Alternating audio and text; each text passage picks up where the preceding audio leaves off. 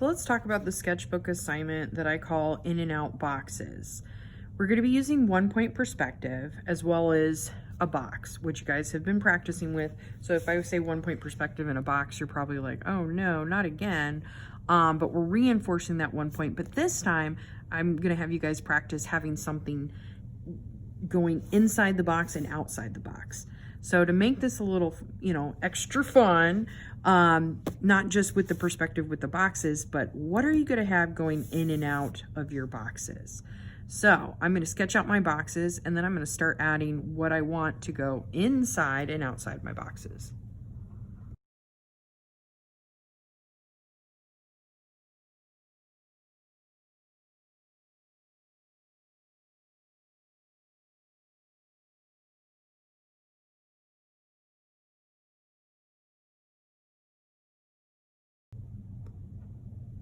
All right, so I did a little bit of just a quick sketch to see where I wanted to add some of my boxes. And I did decide to get a little different and put some cylinders on there. That's okay if you want to create something other than a square, like they could be rectangular, maybe have a pyramid. I'm okay with you going outside the box description a little bit, but just be aware it's supposed to be, a 3D form. You have to use 1 point in this assignment. So put my vanishing point down here. So now I'm starting to take all of the corners and start connecting them to this. Remember, they don't have to go all the way to the vanishing point. They should line up, but they should have some kind of end point. So as you can see, I lined up my ruler, and then once I had those converging lines, I went back and showed where my boxes are going to end. So through a parallel line, lining up my ruler with that edge, and then I just pull it back to get that edge, and then the same angle here, and I know where to stop because it should connect here, just like it connects here.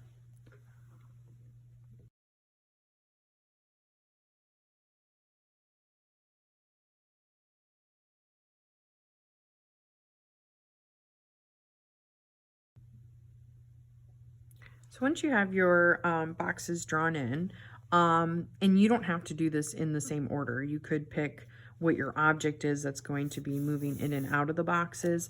I'm kind of wishing I had done that first. That way I kind of use that area for my main subject matter and then the boxes revolving it.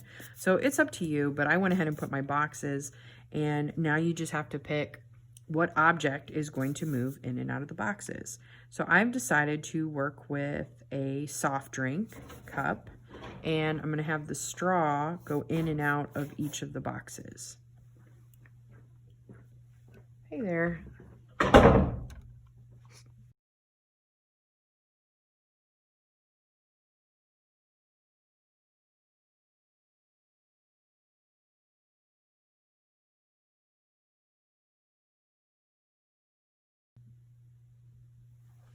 So I've started sketching my kind of my cup here, and remember, what's moving in and out of the boxes is my bendy straw.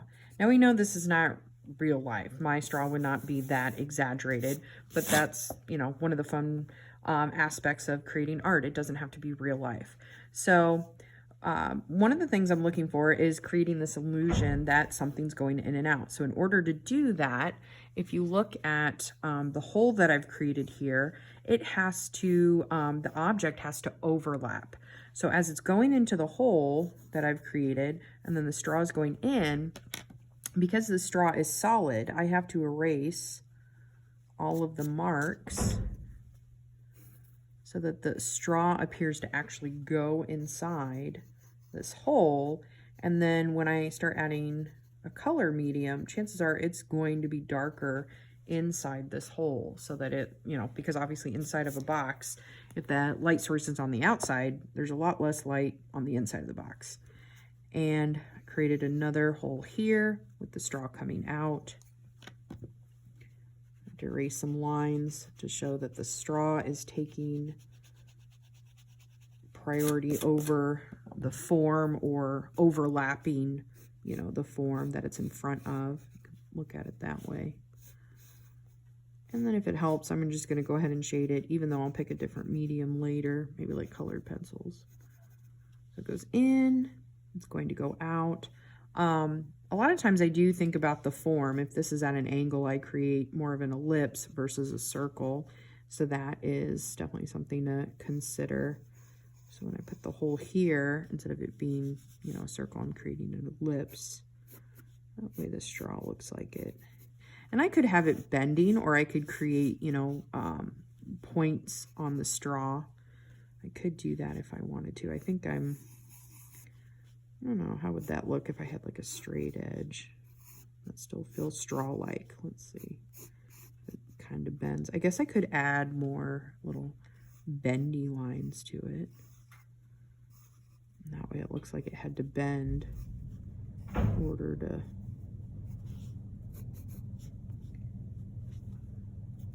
kind of doing this from memory of what a straw looks like, so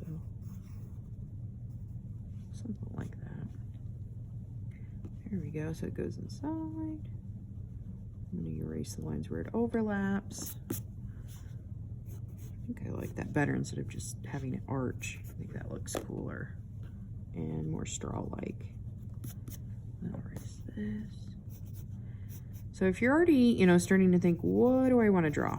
Pick a subject matter that's fun and interesting. If you already don't like it, it's not going to be fun to draw. So pick something of interest that you would enjoy spending your time extending. I've seen anything from animals and their tails are moving through to one year I did an example where it was like a bowl of ice cream and the spoon handle, you know, the spoon's inside the ice cream and then the handle is going in and out of the boxes. Some students add details to the background. That's an option as well, especially if you feel like this has gotten a little plain. I've had students, you know, I've seen where they've like added scenes or things jumping from box to box. See how creative you can get with this kind of theme. For example, when I say getting creative with your theme, I'm thinking about having, hey, what do I want on the end of this straw? I could have it just end, but it's going to be a lot more interesting for our eyes to follow the straw as it moves through the boxes, only to have a finale, and it would be cool to have something there. So what's on the end of straws? Usually someone is drinking from the straw. So maybe I have create a little character with his open mouth and he's sipping on the straw. I don't know, maybe I'll come up with a different idea, but I'm gonna figure that out as I'm drawing and working with it.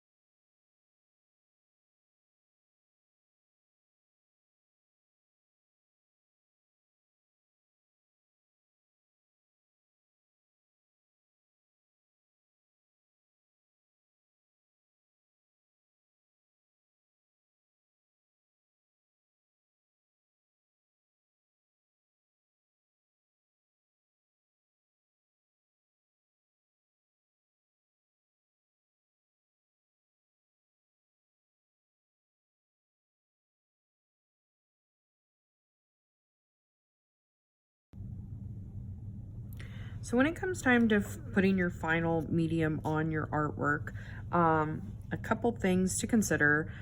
You may want to outline if you don't want to lose some of your detail. I feel like this design is not true to life, meaning it's not real.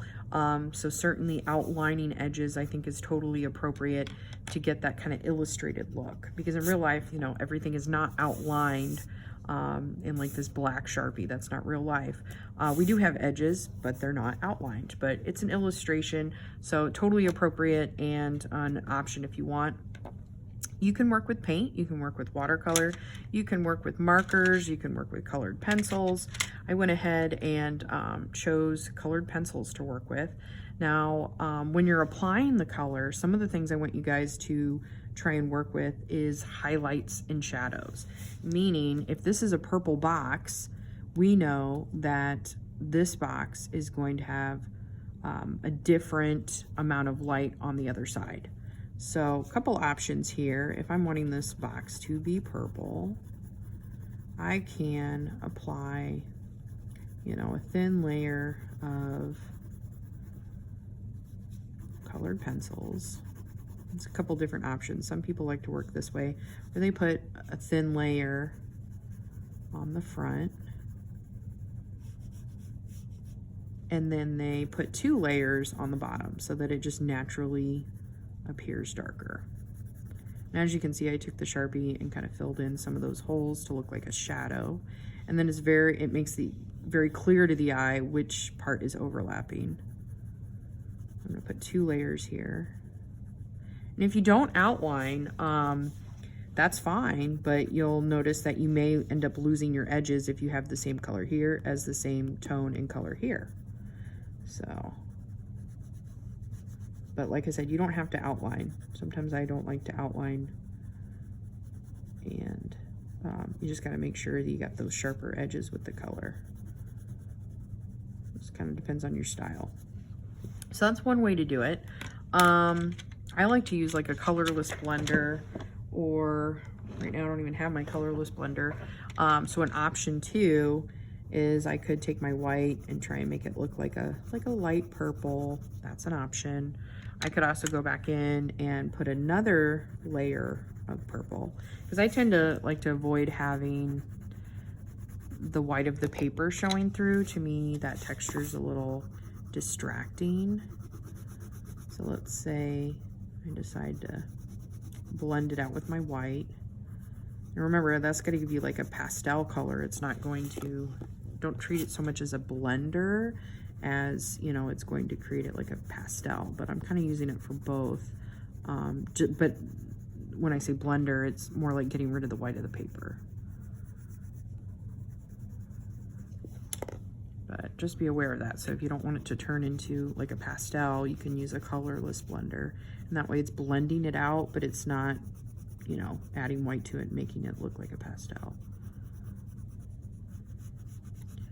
For example, if I was using red and then I go and add the white to it, you're gonna get a pink. And maybe you're like, hey, I wanted to keep it red. So that would be a good time, you know, a good situation where you would want to use like the colorless blender.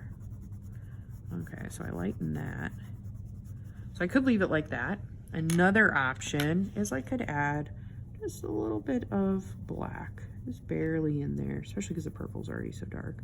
Could add a little bit of the black colored pencil in there and then blend it out with my purple. Here we go. So already you're creating this illusion that I have a form, and as you guys know, because I've been bugging you about this for weeks, that each side of the box would not have the same amount of light. So you kind of reinforce that illusion. So when you work with the other forms, that's kind of your system, is having, you know, the lighter part that's facing us is the lightest part, and then darkening the sides. Okay, so even my object, I can do the same thing. Think of it like a cylinder. If that straw is kind of like the idea of like maybe like a bright straw.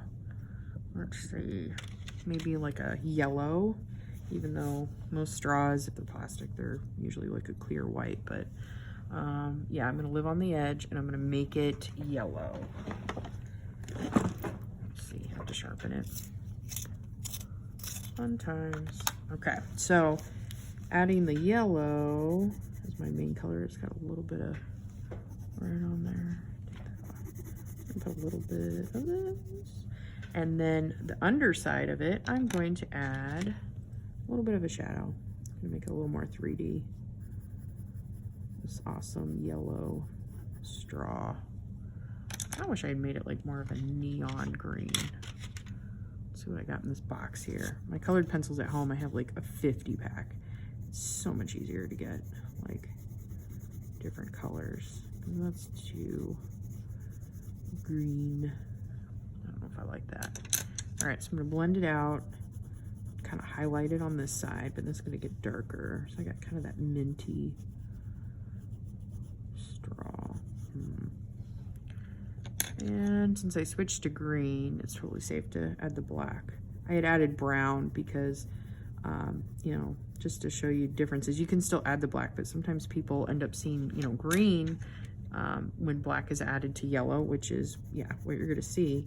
And then you may not like that, so you were trying to avoid the green. But, okay, so now it has a shadow on it as well as a highlight on this side, so it gets lighter and then darker around the edge. So I just need to keep that consistent. So if this is a highlight here, when it comes back through, chances are the highlight's gonna be here. It just comes on here. I'll mix some of my green. I'm thinking you guys are getting the point. You know, some of my color blending. Now you can add, like I said, designs in the background, because I feel like I'm gonna like my design, but if you want to add, you know, things to kind of fill the negative space, go for it. I think that shows off a lot of time and effort, which is always a boost in your grade.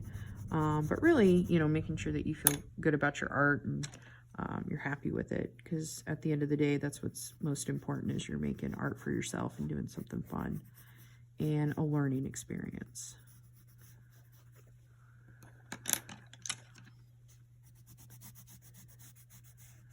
Here's what happens. I didn't outline it and now it's kind of fuzzy. So I always do the Sharpie work first, because then it'll want to resist the paper. But since I forgot to do that, I'm just going to take my black colored pencil. I'm going to cheat just a little right there. Okay. All right. So I'm not going to finish this, but, using this for giving you guys an example. Not sure how I feel about this character. I don't do a lot of caricatures, but I wanted something kind of fun with someone, opening their mouth. At first I thought maybe a monster, and then I don't know. So don't feel bad for trying things out with your pencil. It's just like if you're writing a paper, you're not going to just, pick up the keyboard and start typing and everything's just going to flow perfectly and you won't have to delete. It's the same thing with art. You're going to put stuff down and realize, hey, I think I want it a little different. You erase it and you add something different. So that's okay. That's part of the process. Draw lightly so you don't stain the paper, But yeah, I look forward to seeing what your drawings look like.